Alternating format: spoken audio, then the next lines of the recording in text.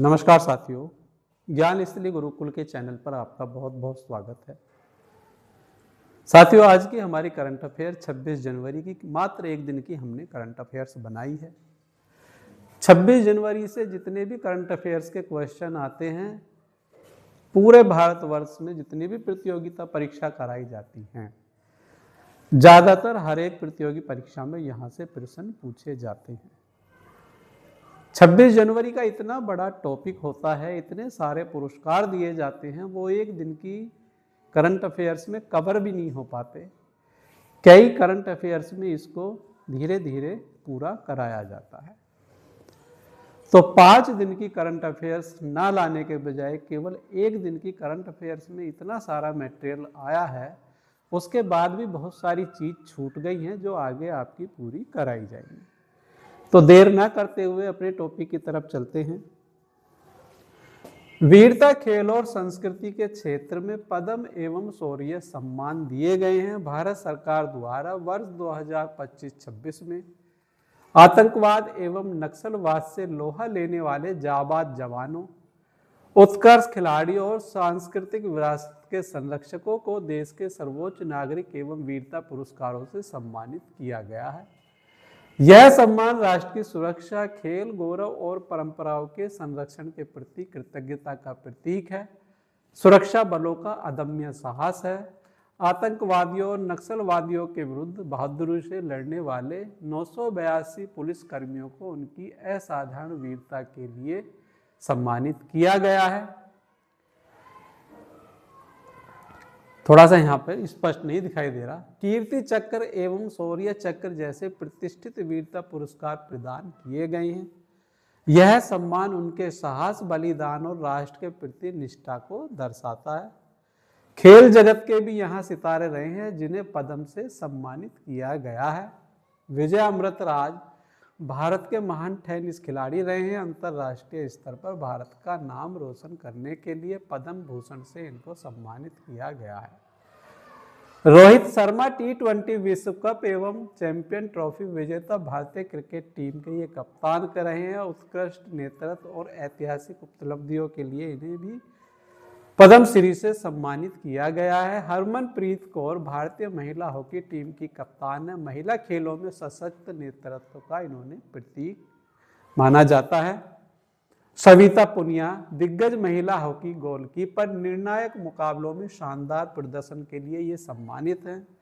Para खेलों में भारत का गौरव इन्होंने बढ़ाया है। Praveen Kumar para olympic high jumper, सीमित संसाधनों के बावजूद विश्व स्तर पर इन्होंने सफलता पाई है। पद्मश्री सम्मान से अलंकृत लोक कला, युद्ध कला और संस्कृति के संरक्षक भगवान दास रैकवार बुंदेली युद्ध कला के संरक्षणकर्ता, पारंपरिक भारतीय युद्ध विधाओं को जीवित रखने में इनका योगदान रहा है। पजानीवेल प्राचीन मार्शल आर्ट के महान प्रशिक्षक, भारतीय युद्ध परंपराओं के ये संवाहक हैं। बलदेव सिंह अनुभवी हॉकी कोच, नई पीढ़ी को तैयार करने में इनकी अहम भूमिका रही है। कुश्ती में जगत के नायक सुशील कुमार, योगेश्वर दत्त और बजरंग पुनिया ओलंपिक व विश्व स्तर के पदक विजेता रहे हैं। इनके कोच जॉर्जिया निवासी व्लादिमीर मैटविली को भी पुरस्कार दिया गया है, जिन्हें पद्मश्री से सम्मानित किया गया है। यह सम्मान गुरु शिष्य परंपरा और खेल प्रशिक्षण के वैश्विक योगदान को नमन करता है। आगे चलते हैं। पहला प्रश्न हमारा, आतंकवाद व नक्सलवाद से लोहा लेने वाले कितने पुलिसकर्मियों को वीरता के लिए सम्मानित किया गया है? तो 982 पुलिसकर्मियों को यहाँ पर सम्मानित किया गया है। कीर्ति चक्र एवं शौर्य चक्र से सम्मानित वीरों की संख्या कितनी है? तो इनकी संख्या 16 है। भारत के प्रसिद्ध टेनिस खिलाड़ी विजय अमृतराज को कौन सा पद्म सम्मान दिया गया है? तो इन्हें पद्म भूषण दिया गया है। साथियों, पद्म विभूषण दूसरे नंबर का है और पद्म भूषण तीसरे नंबर का और पद्मश्री चौथे नंबर का है। जितना बड़ा नाम उतना बड़ा पुरस्कार है। सबसे बड़ा पुरस्कार भारत रत्न पहले नंबर का, दूसरे नंबर का पद्म विभूषण, तीसरे नंबर का पद्म भूषण और चौथे नंबर का पद्म श्री। इस तरह से आपको याद रखना है वरीयता क्रम के अनुसार। ट्रिक मैंने आपको बता दी, जितना बड़ा नाम इतना बड़ा पुरस्कार। भारत रत्न के बाद इन तीनों का सीक्वेंस इसी तरह से आप लिख सकते हैं। T20 विश्व कप एवं चैंपियन ट्रॉफी विजेता कप्तान रोहित शर्मा को कौन सा सम्मान मिला है? तो पद्म श्री इनको दिया गया है। निम्न में से कौन भारतीय महिला हॉकी टीम की कप्तान है? तो हरमनप्रीत कौर हैं जिन्हें सम्मानित किया गया है। दिग्गज महिला गोलकीपर के रूप में किसे सम्मानित किया गया है? तो सविता पुनिया को सम्मानित किया गया है। पैरा ओलंपिक और हाई जंपर के रूप में पद्म सम्मान पाने वाले खिलाड़ी कौन है? तो प्रवीण कुमार हैं। बुंदेली युद्ध कला के संरक्षणकर्ता के रूप में किसे सम्मानित किया गया है? भगवान दास रैकवार को सम्मानित किया गया है। प्राचीन मार्शल आर्ट के महान प्रशिक्षक के रूप में किसे जाना जाता है? तो पैजनी बेल को जाना जाता है। ऑप्शन बी हमारा सही है। सुशील कुमार, योगेश्वर दत्त और बजरंग पुनिया के कोच व्लादिमीर मैटरविशविली किस देश के निवासी हैं? तो ये जॉर्जिया के निवासी हैं। जॉर्जिया से इनका संबंध है। इंपॉर्टेंट क्वेश्चन है, इनको आप ध्यान से नोट कर लेना। पद्म भूषण एवं पद्म श्री सम्मान अभी आगे और भी हैं भारत सरकार द्वारा। देखो ये कुछ नाम मैंने आपको बताए थे जो इम्पोर्टेंट है, अभी इसके बाद बहुत सारे नाम हैं। कितने लोगों को पद्म विभूषण दिया गया है, कितने लोगों को पद्म भूषण दिया गया है, कितने लोगों को पद्म श्री दिया गया है, अभी बहुत सारी चीजें बची हुई हैं। भारत सरकार द्वारा वर्ष 2025-26 में देश के विभिन्न क्षेत्रों से असाधारण योगदान देने वाले विशिष्ट हस्तियों को पद्म पुरस्कारों से सम्मानित किए जाने की घोषणा की गई है। ये पुरस्कार कला, साहित्य, राजनीति, समाज सेवा, खेल और संस्कृति के क्षेत्र में उत्कृष्ट कार्य करने के लिए प्रदान किए जाते हैं। इस वर्ष फिल्म जगत, राजनीति और संगीत के क्षेत्र में जुड़ी कई महान हस्तियों को पद्म भूषण से सम्मानित किया जाएगा। तो धर्मेंद्र जो फिल्म जगत से हैं, हिंदी सिनेमा के दिग्गज अभिनेता हैं, भारतीय फिल्म उद्योग के दशकों तक अमूल्य योगदान इन्होंने दिया है। अभिनय, लोकप्रियता और संस्कृति प्रभाव के लिए इन्हें जाना जाता है। पद्म विभूषण से सम्मानित दूसरे हैं हमारे वी.एस. अच्युतानंदन, केरल के पूर्व मुख्यमंत्री हैं, वामपंथी राजनीति के प्रमुख स्तंभ हैं, सामाजिक न्याय और जन कल्याण के लिए आजीवन इन्होंने संघर्ष किया है।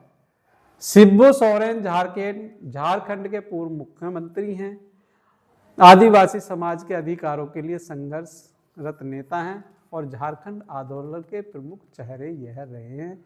इन्हें पद्म भूषण से सम्मानित किया गया है। पी नारायणम पद्म विभूषण से इन्हें सम्मानित किया गया है। केरल की सामाजिक राजनीतिक चेतना से ये जुड़े प्रमुख चेहरे हैं। जन आंदोलन और संगठनात्मक कार्यों में इनका योगदान बहुत ज्यादा है। केटी थॉमस पद्म विभूषण, न्याय एवं प्रशासनिक क्षेत्र में उल्लेखनीय इनका योगदान है। सर्वोच्च न्यायालय के ये मुख्य न्यायाधीश भी रह चुके हैं। संवैधानिक मूल्यों के सशक्त पक्षधर हैं ये। पद्म श्री से सम्मानित अन्य हस्तियां प्रसिद्ध गायिका अलका याग्निक, भारतीय संगीत जगत में मधुर आवाज और अविस्मरणीय गीतों के लिए योगदान। इनके साथ विभिन्न क्षेत्रों से जुड़ी कुल 113 व्यक्तियों को पद्म श्री से सम्मानित किया गया है। इनमें शिक्षा, चिकित्सा, लोक कला, समाज सेवा, खेल, विज्ञान और सांस्कृतिक क्षेत्र से जुड़े लोग शामिल हैं, जिन्होंने बिना प्रचार के राष्ट्र निर्माण में महत्वपूर्ण भूमिका निभाई है। किस प्रसिद्ध फिल्म अभिनेता को पद्म विभूषण से सम्मानित किया गया है? पहला प्रश्न हमारा सामने आ गया है, तो ये धर्मेंद्र हैं। पद्म विभूषण वी.एस. अच्युतानंद किस राज्य के पूर्व मुख्यमंत्री रहे हैं? तो ये केरल के पूर्व मुख्यमंत्री रहे हैं। झारखंड के पूर्व मुख्यमंत्री के रूप में किसे पद्म भूषण देने की घोषणा की गई है? तो ये शिबू सोरेन को की गई है। केटी थॉमस किस क्षेत्र से संबंधित माने जाते हैं? तो ये न्यायिक संवैधानिक क्षेत्र से माने जाते हैं। पी नारायणन का प्रमुख योगदान किस क्षेत्र से जुड़ा है? तो इनका सामाजिक राजनीतिक क्षेत्र में प्रमुख योगदान रहा है। प्रसिद्ध गायिका अलका याग्निक को कौन सा पद्म सम्मान प्रदान किया गया है? तो इन्हें पद्म भूषण से सम्मानित किया गया है।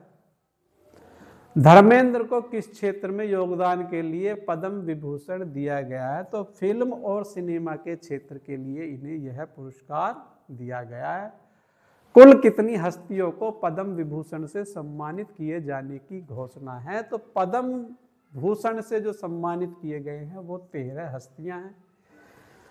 पद्म विभूषण से 5 हैं और पद्म श्री से 113 हस्तियां हैं। तो इस तरह हमें याद रखने हैं कितने कितने लोगों को यह पुरस्कार दिए गए हैं। पद्म पुरस्कार सामान्यतः किस अवसर पर घोषित किए जाते हैं? तो ये गणतंत्र दिवस पर मुख्य रूप से दिए जाते हैं। इनकी घोषणा 26 जनवरी पर की जाती है। अगला टॉपिक है हमारा, अंतरिक्ष में इतिहास रचने वाले वायुसेना के ग्रुप कैप्टन शुभांशु को अशोक चक्र से सम्मानित किया गया है।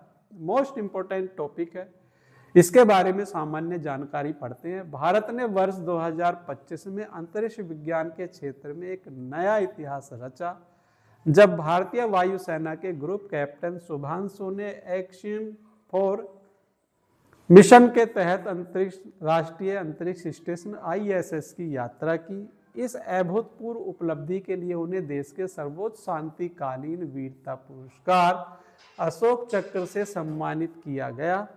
ग्रुप कैप्टन शुभांशु का परिचय भारतीय वायुसेना के वरिष्ठ अधिकारी रहे हैं। उत्कृष्ट फाइटर पायलट और टेस्ट पायलट, अत्यंत जोखिमपूर्ण निशानों का सफल नेतृत्व करने का इनको अनुभव है। उनकी चयन प्रक्रिया में शारीरिक क्षमता, मानसिक दृढ़ता, तकनीकी दक्षता और अंतरिक्ष उड़ान से जुड़ी जटिल परिस्थितियों में निर्णय लेने की असाधारण योग्यता को आधार बनाया है।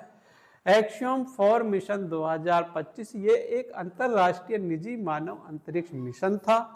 मिशन का संचालन अमेरिकी कंपनी एक्सियम स्पेस द्वारा किया गया। ग्रुप कैप्टन शुभांशु इस मिशन के तहत थे।